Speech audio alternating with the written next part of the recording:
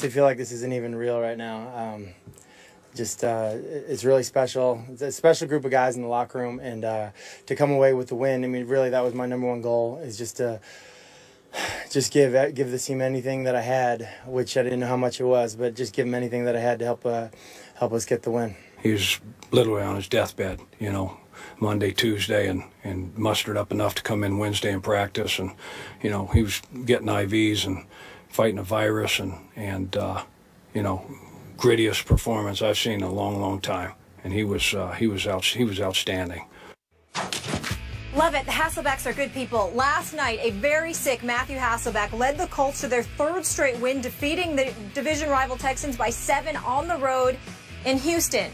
Stephen A., did you give up on your Super Bowl pick a little too early on those Colts?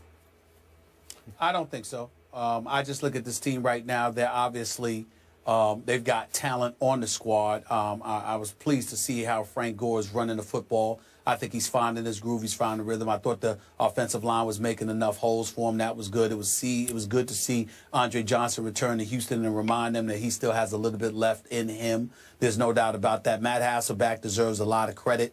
I'm still at a loss as to why Matt Hasselback, at 40 years of age, hospitalized for a day, receiving Lord knows how many IVs over the last few days from that bacterial infection. And he spent practically the last 3 or 4 days on the toilet before he ended up coming out there to play last night. I'm still flabbergasted to see how, you know, he was able to get rid of the football and be virtually untouched throughout the entire evening with 2- and 3-step drops, getting rid of the football. But somehow that's not something that the Indianapolis Colts could manage to incorporate whenever Andrew Luck is behind center. Seems a bit odd to me that that would happen. But I would tell you that the loss to me, even though I give the Indianapolis Colts and particularly Matt Hasselbeck a whole bunch of credit because he really did do a good job. And I know his brother Tim, who works for this network, is incredibly proud of him as well. He should be. But I also look at the Houston Texans, and I just find myself thinking that they're a mess. I think, Skip, that if I joke around and call the Dallas Cowboys an accident waiting to happen, I think on a serious level, that is exactly how you can describe the Houston Texans. What can go wrong will go wrong. I look at the Houston Texans, Skip Bayless, and I can't believe what I'm seeing. This kid, DeAndre Hopkins, is a stud, put on a show last night. Arian Foster was upset he had to get taken out of the game because of concussion protocol. And obviously Ryan Mallett went out of the game with that shot to the ribs. But Brian Hoyer comes in, passes for over 300 yards, 312 to be exact. But with 2 minutes remaining, made one of the stupidest plays one could ever imagine a quarterback making. Nobody is open, but because he sees pressure coming from his right at the last minute, he throws a Hail Mary. It's a 3rd down, Skip. They still have a 4th down to go. It would have been like 4th and 2. And he just throws the ball up there. Nobody open. And Mike Adams is sitting there waiting for it like it's a fair catch or a punt or something because Brian Hoyer had no idea where he was throwing the football. It is these kind of mistakes that make him the backup that he is. He is a reserve. He will always be a reserve. But it is not because of his talent. He has the talent. It's because of the IQ that seemingly gets lost at key pivotal moments when it comes to him, combined with the fact that he's like a deer in headlights in certain big moments, not over the course of lengthy moments, but I'm talking about a particular specific, minute moment in time that's very, very pivotal. You can't rely on this guy. He will mess up. That's what Brian Hoyer did, and I think that kind of mentality simply just drapes the Houston Texans franchise. It's got Bill O'Brien probably on depression medication, for crying out loud. He don't know what to do right now because of this guy. It's just a shame. It's Russian roulette at the quarterback position because nobody can step up in Houston. And I think that is what is demoralizing this franchise more than anybody else because they know that no matter how hard they fight, somebody at the quarterback position is going to mess it up for them. And I think that kind of attitude has infected this franchise. And I think it contributes to losses similar to what took place last night. Okay, before I answer Molly's original question, quick thought on the earlier part of your soliloquy. For once, I thought your reporting and research was a little too detailed on the extent of Matt Hasselbeck's illness. I'll just leave that for the imagination. Now, on to your bigger picture point. I'm going to ask this half-kiddingly, but only half-kiddingly, about your Super Bowl predicted Indianapolis Colts, and now I respect the fact you have backed off your prediction, and you're not ready to remount the bandwagon. But I ask this half-kiddingly. Are you sure they haven't looked a little bit better with the backup quarterback instead of Andrew Luck in there?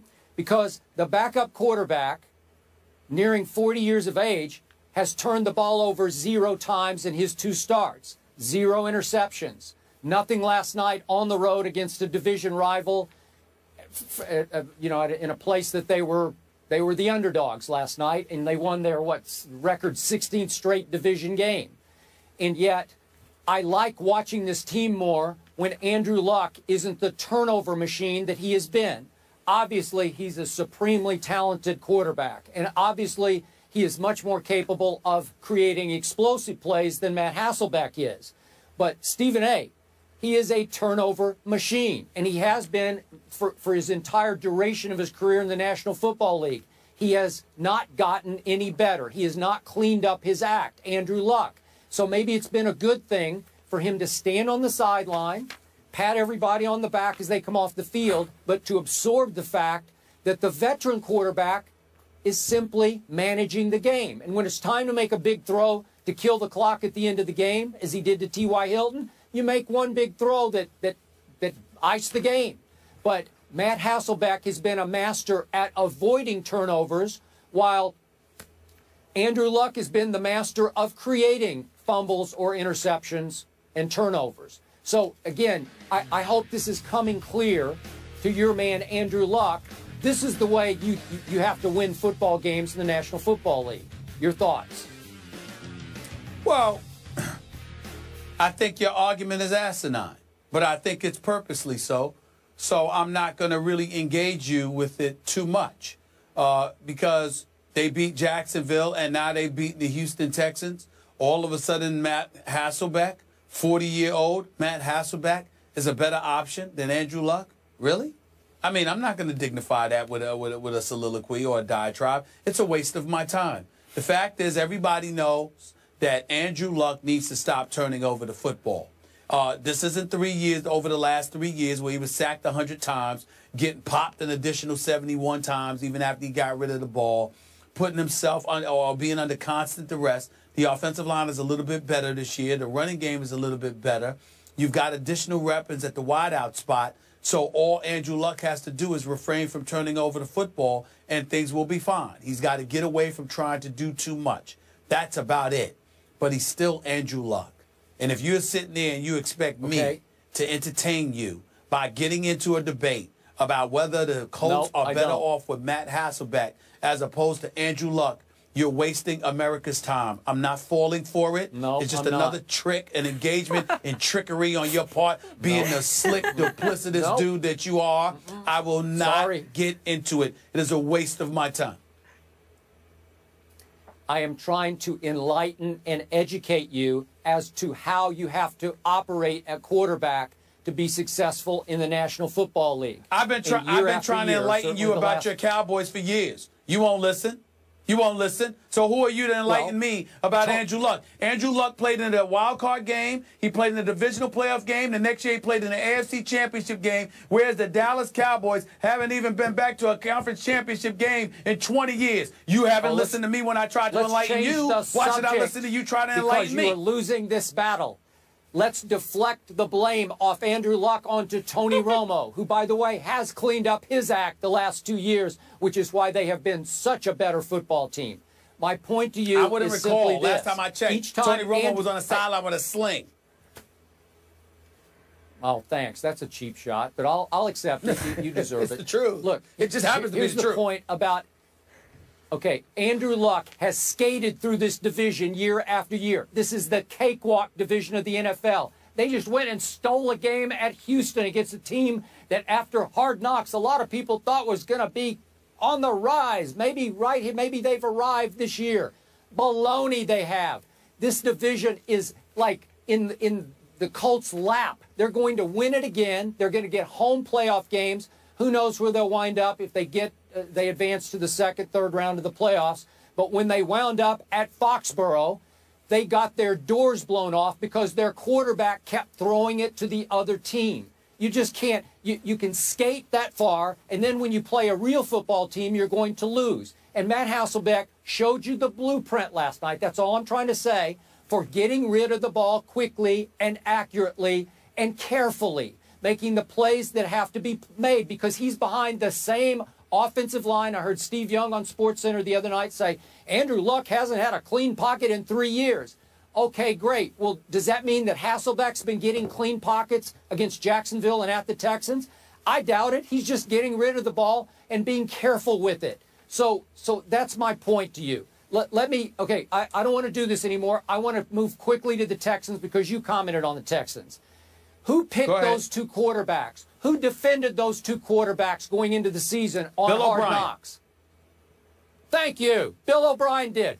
Don't give me this. Well, what are these people talking about? We don't have a quarterback. We have two really good. No, you don't. Sorry, you don't. And you keep playing musical quarterbacks. You blame this one, you go to that one, then you blame him, and you go back to him. And I got to tell you, I'm going to stand by what I said during Hard Knocks.